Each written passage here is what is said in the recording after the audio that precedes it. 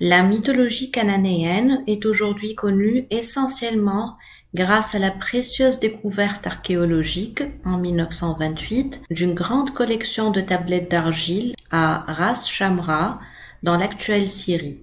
Le culte de Baal et Anat était répandu dans toute la région cananéenne et il a également été observé parmi les Hyksos, originaires du Levant, un peuple qui a envahi l'Égypte à la fin de la période du Moyen Empire égyptien. Pendant cette période, Anat ainsi que d'autres déesses levantines ont été introduites dans la région du delta du Nil. Le dieu égyptien Seth a été durant la même période assimilé à Baal, témoignant des interactions religieuses et des syncrétismes en Égypte avec le culte ouest-sémitique. Dans certaines versions du mythe osirien, les déesses cananéennes Anat et Astarté apparaissent comme les filles du dieu solaire égyptien Ré et comme les épouses de Seth, identifiées alors au Baal cananéen. L'influence de la déesse Anat a d'ailleurs continué en Égypte après le départ des Hyksos. Elle est évoquée par le pharaon Ramsès II par exemple, qui l'adopte en tant que déesse guerrière, comme tutrice personnelle du pharaon au combat. Le terme de Baal ne se réfère pas à une divinité cananéenne spécifique à la base, mais plutôt à une dénomination générique pour désigner les dieux. Le mot Baal signifie simplement seigneur, au même titre d'ailleurs que d'autres termes sémitiques comme El, qui a évolué plus tard en Allah dans l'islam, ainsi que le terme Adon, qui a donné l'appellation hébraïque Adonai, un des noms de Yahvé. Le dieu grec Adonis est directement emprunté à l'Adon phénicien. Les trois termes Baal, El et Adon sont d'ailleurs interchangeables et pouvaient être utilisés pour tous les dieux de la région ouest sémitique. On pouvait par exemple dire Baal Amon, El Amon ou Adoni Amon pour désigner le même dieu Amon. Il existe d'ailleurs des versions féminines à ces termes. Pour donner le féminin d'un nom dans les langues sémitiques, on ajoute le T féminin à la fin du mot. Le féminin de El est Alat, qui veut dire simplement déesse ou seigneurie, et plusieurs déesses du Proche-Orient sont appelées Alat, dont la trinité Alat al-Uzza et Manat, citée dans le Coran.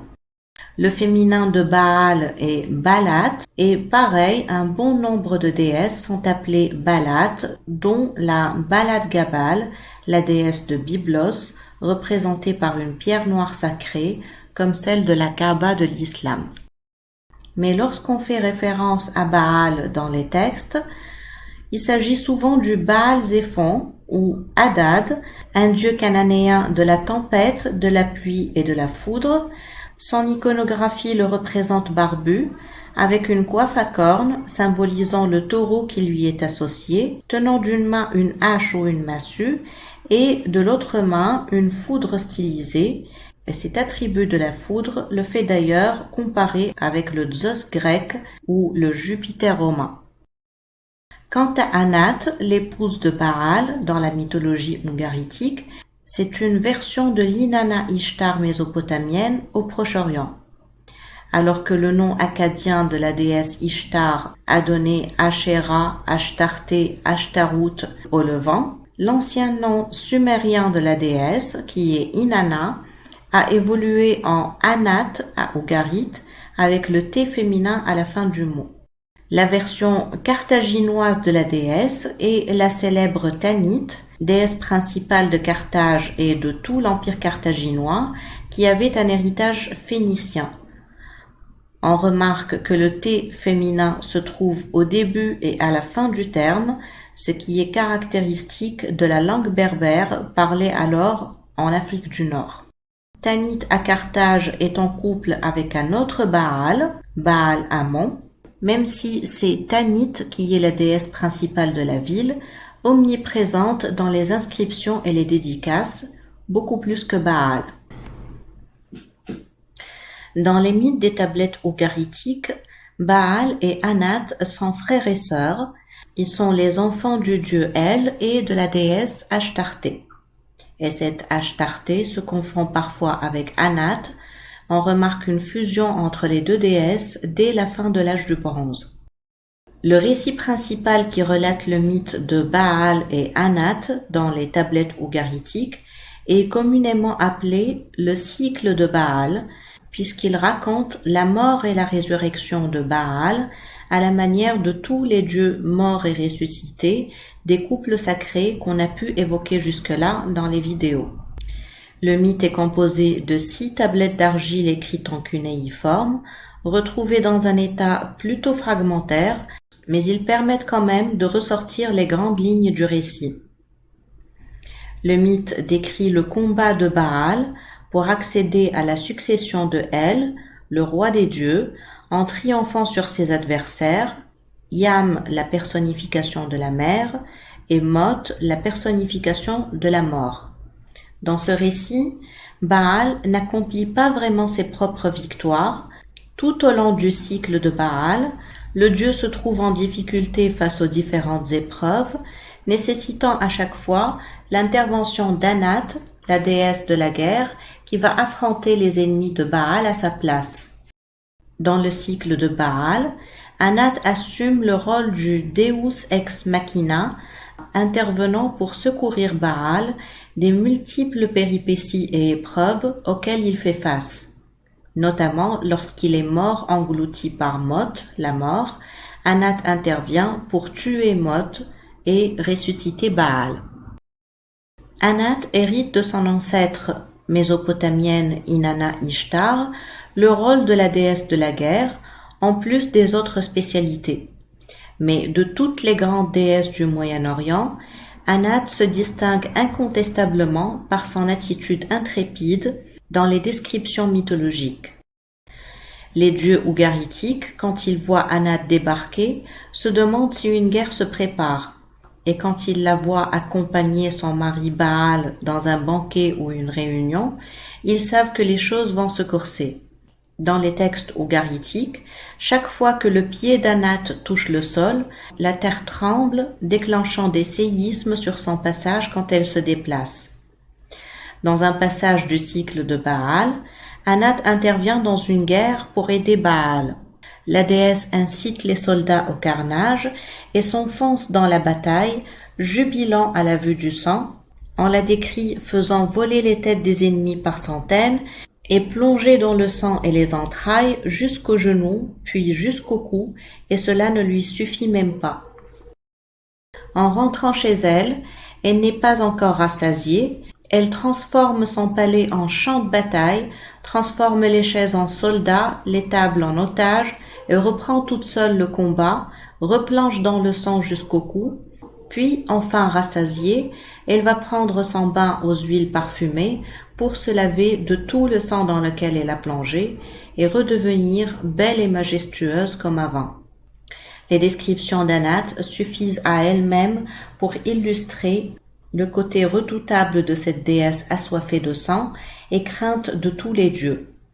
En sa qualité de déesse initiatrice et protectrice de Baal, elle constitue l'atout majeur qui mènera Baal à la victoire.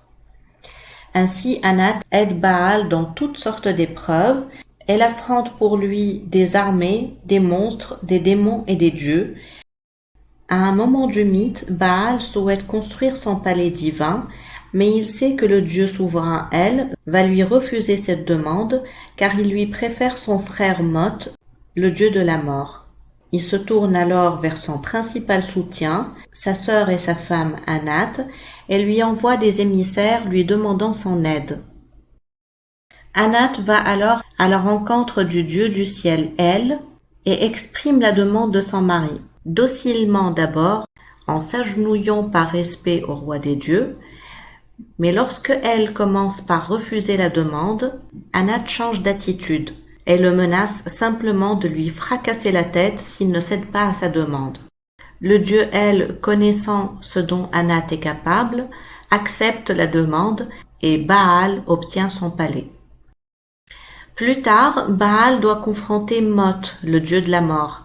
Baal tombe dans le piège de Mot, qui l'invite à le rejoindre aux enfers pour le confronter, et Baal se précipite sans réfléchir à l'entrée du monde des morts, qui n'est autre que la bouche grande ouverte de Mot qui l'engloutit. Baal meurt, et en tant que dieu de l'orage, de la pluie et de la fertilité, sa mort provoque la sécheresse et la désolation sur terre. Alors Anat part venger son mari. Elle va d'abord affronter Mot et le battre. Elle le fend en deux, le vanne, le brûle, le broie et disperse ses cendres dans les champs.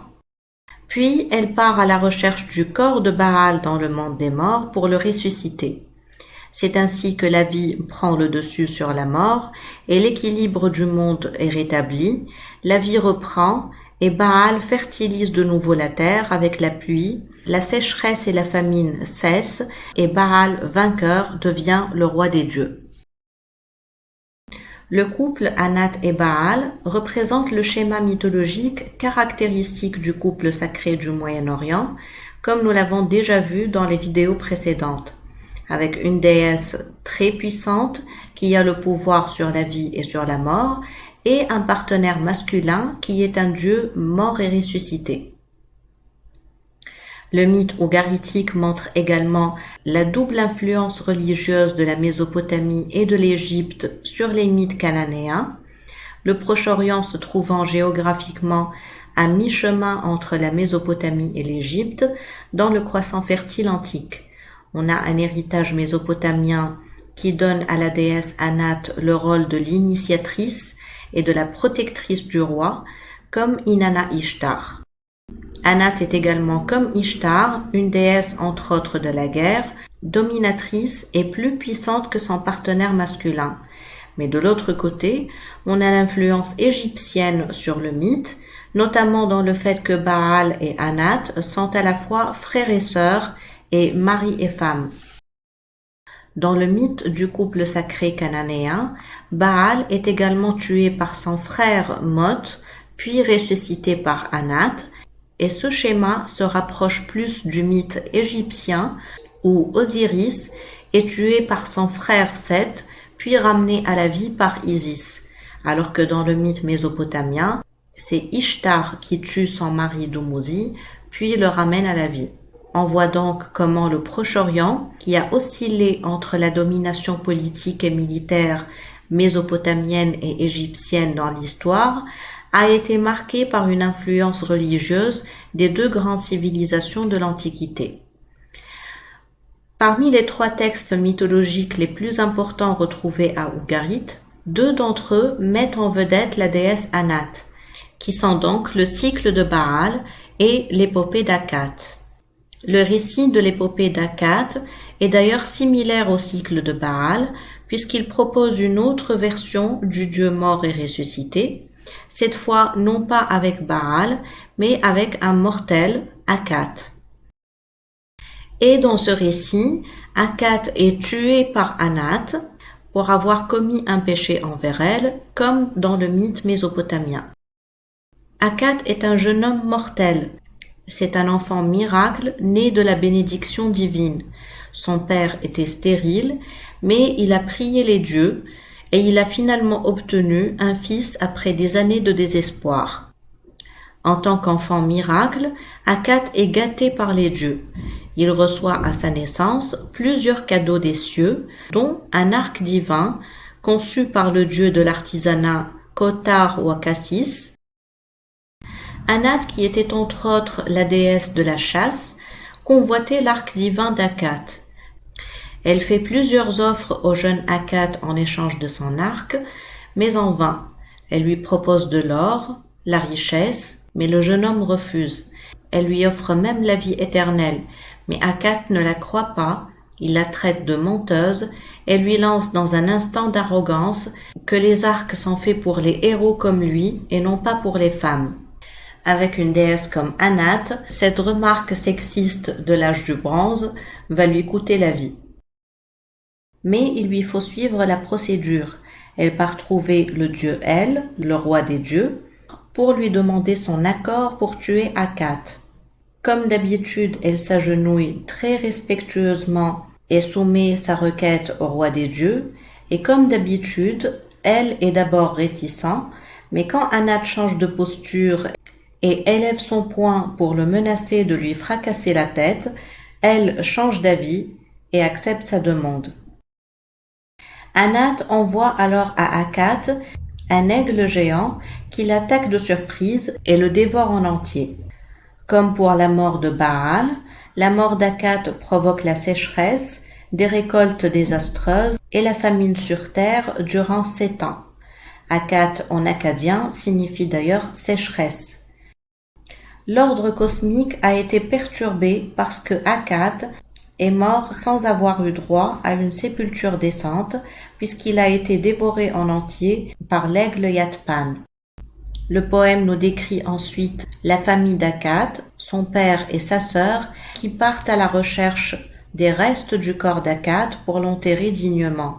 Ils sont alors rejoints par Anat, qui semble apaisée et qui aide la famille à retrouver le corps.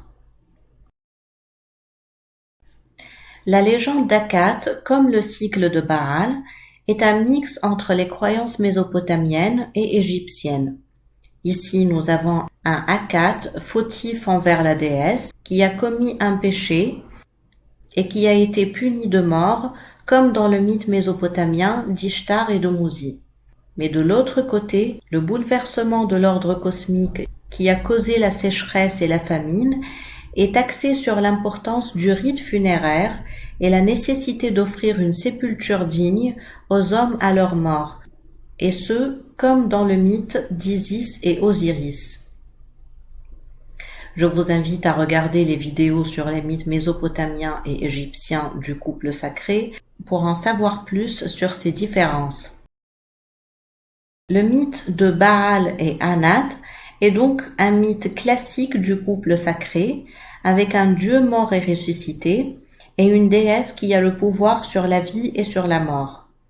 Nous l'avons déjà dit, Anat a fusionné avec Ashtarté à la fin de l'âge du bronze, et c'est pour cela que c'est le couple Baal et Ashtarté que l'on retrouve cité dans la Bible.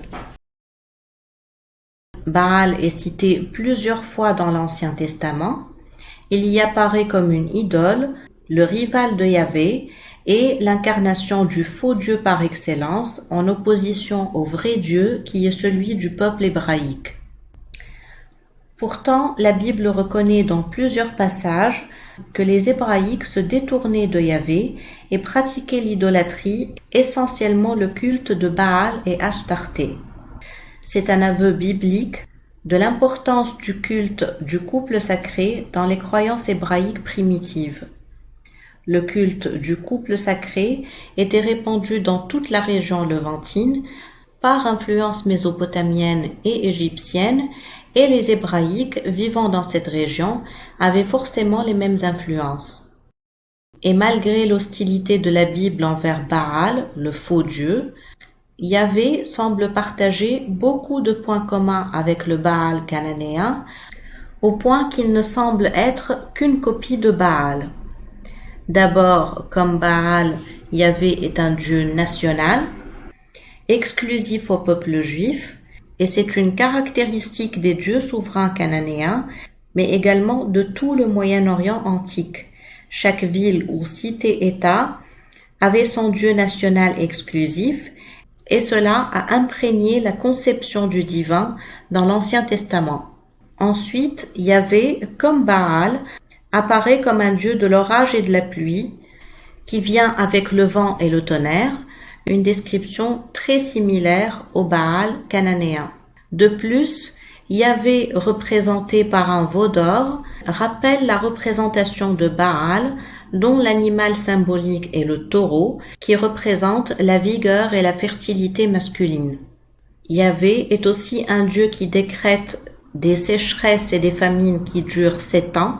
Or, c'est dans la mythologie cananéenne et moyen-orientale que ces événements mythologiques sont très récurrents, comme on a vu dans le cycle de Baal et l'épopée d'Akat, où la mort du dieu provoque des sécheresses et une famine qui dure précisément 7 ans. Les exemples de comparaison entre Yahvé et Baal sont très nombreuses et elles ont déjà fait l'objet d'études dans de nombreuses recherches. Quant à la déesse du couple sacré, c'est plutôt Ashtarté qui est citée dans la Bible, ce qui montre la fusion entre Anat et Ashtarté dans la région cananéenne. On retrouve de nombreux passages dans l'Ancien Testament qui citent Ashtarté avec Baal ou alors de manière indépendante. Et pareil, la Bible avoue que le peuple hébraïque vouait un culte à Ashtarté. Un passage du livre des rois nous dit même qu'une stèle dédiée à la déesse était même érigée dans le temple de Yahvé à Jérusalem. Plusieurs historiens ont déjà supposé que Yahvé, dans les temps anciens, était vénéré dans un couple avec Anat Ashtarté, et ce, partant de plusieurs arguments, ceux du texte même de l'Ancien Testament, mais également des traces archéologiques. Les papyrus de l'île d'Éléphantine en Égypte, par exemple, et qui datent du 5e siècle avant Jésus-Christ, montrent que les Juifs de l'île d'Éléphantine vénéraient la déesse Anat à côté de Yahvé. Ces témoignages montrent le polythéisme de la religion hébraïque primitive, mais un polythéisme particulier centré sur le couple sacré où Yahvé, une copie du Baal cananéen, était en couple avec la grande déesse de la région, Anat Ashtarté, dont l'ancêtre est l'Ishtar mésopotamienne. La déesse du couple a ensuite probablement été éliminée pour ne vénérer finalement qu'un dieu unique, masculin et célibataire. Le processus de l'élimination de la déesse a été accompagné dans les religions abrahamiques par une hostilité envers les femmes de manière générale.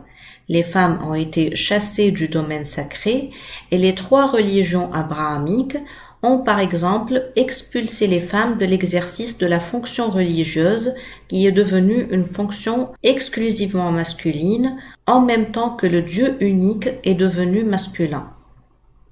À partir du moment où la déesse du couple a été éliminée, les prêtresses qui étaient très populaires dans l'Antiquité ont été interdites de fonction.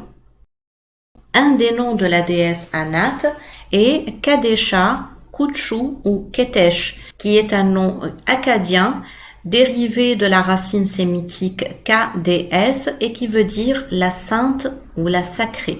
Et une classe de prêtresses des temples d'Asherah, Ashtarté et Anat était appelée Kadishtu, tirée du nom de la déesse, et qui veut dire aussi les saintes ou les sacrées.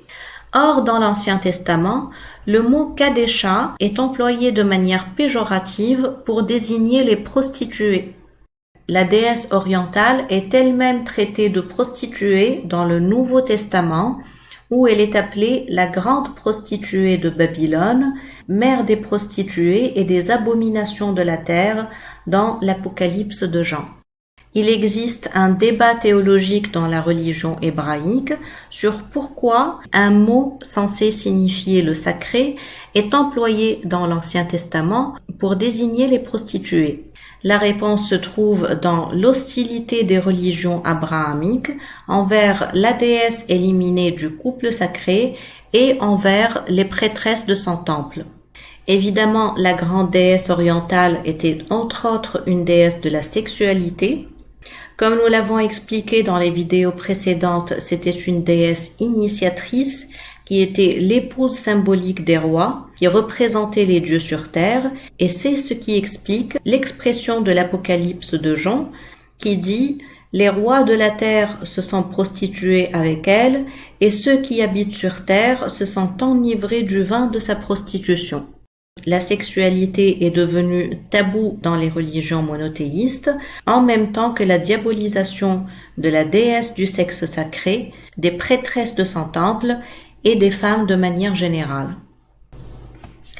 Bref, le monothéisme abrahamique s'est développé à partir du culte du couple sacré du Moyen-Orient, en déclassifiant la déesse du couple et en diabolisant le féminin qui la représente. Mais évidemment, cette tendance a été progressive et ne s'est pas faite du jour au lendemain. Le culte du couple sacré a continué à être vénéré au Proche-Orient par les populations païennes de la région après l'apparition du judaïsme, après le christianisme et jusqu'à la période islamique. Les textes de tradition musulmane mentionnent d'ailleurs que les Arabes pré-islamiques vénéraient le dieu Baal au VIe siècle et le Coran mentionne plusieurs divinités féminines vénérées par les païens à l'époque de Mahomet. Le culte du couple sacré s'est ainsi perpétué en parallèle avec l'évolution des religions monothéistes et a continué à alimenter et influencer les nouvelles religions monothéistes naissantes. Ainsi, dans le christianisme, Jésus joue le rôle du Dieu mort et ressuscité, comme les dieux masculins des couples sacrés antiques. Jésus meurt sur la croix, puis ressuscite après sa mort. La déesse du couple sacré est toujours éliminée dans le christianisme, même si plusieurs de ses caractéristiques se retrouvent dans des personnages féminins qui ont entouré la vie de Jésus. Marie-Madeleine, par exemple, considérée par certaines analyses comme une prostituée et femme de Jésus, et bien évidemment le personnage de la Vierge Marie.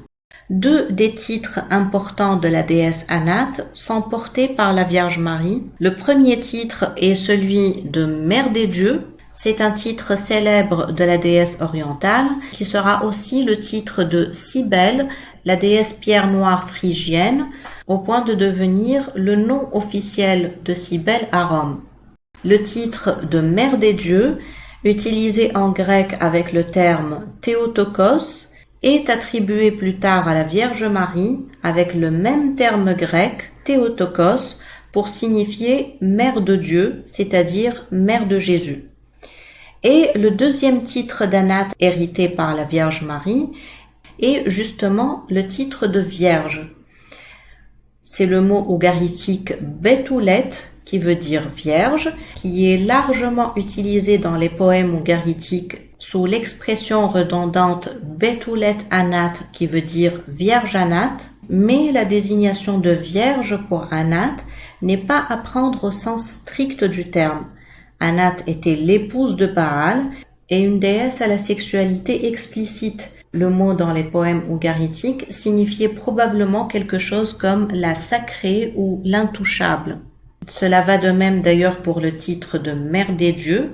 Anat n'est pas la mère effective des dieux ougaritiques et comme son ancêtre Ishtar, elle est très rarement décrite dans une position maternelle. Comme pour Ishtar, le titre de Mère des dieux est un titre symbolique pour la déesse qui est la personnification de l'énergie vitale et donc à l'origine de tout ce qui est vivant.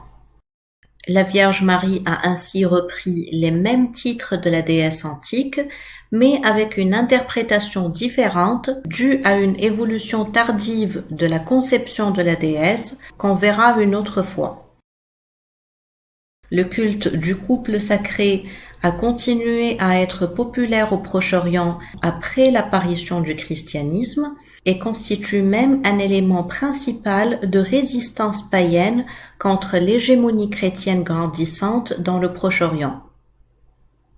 C'est dans ce contexte religieux que la religion musulmane est née en empruntant à son tour de grands éléments du culte du couple sacré oriental. Le titre de Qadisha, qui veut dire la sainte ou la sacrée, se retrouve en islam, légèrement modifié, dans le nom de Khadija, la première femme du prophète Mahomet. Nous verrons dans les vidéos à venir d'ailleurs comment l'histoire du couple Khadija-Mahomet est directement inspirée du mythe du couple sacré oriental, avec Mahomet comme une version du Dieu mort et ressuscité et Khadija comme initiatrice de Mahomet. Mais avant ça, dans l'épisode prochain, nous allons enfin découvrir les mythes de la déesse Balat Gabal, la déesse levantine vénérée sous la forme d'une pierre noire, semblable à celle de la Mecque, et son couple sacré avec le dieu Adonis. Pour découvrir ces recherches avec les sources et les références exactes, vous les trouverez dans mon livre « La pierre noire du paganisme à l'islam ». Le lien est en description. Merci d'avoir regardé cette vidéo et à bientôt.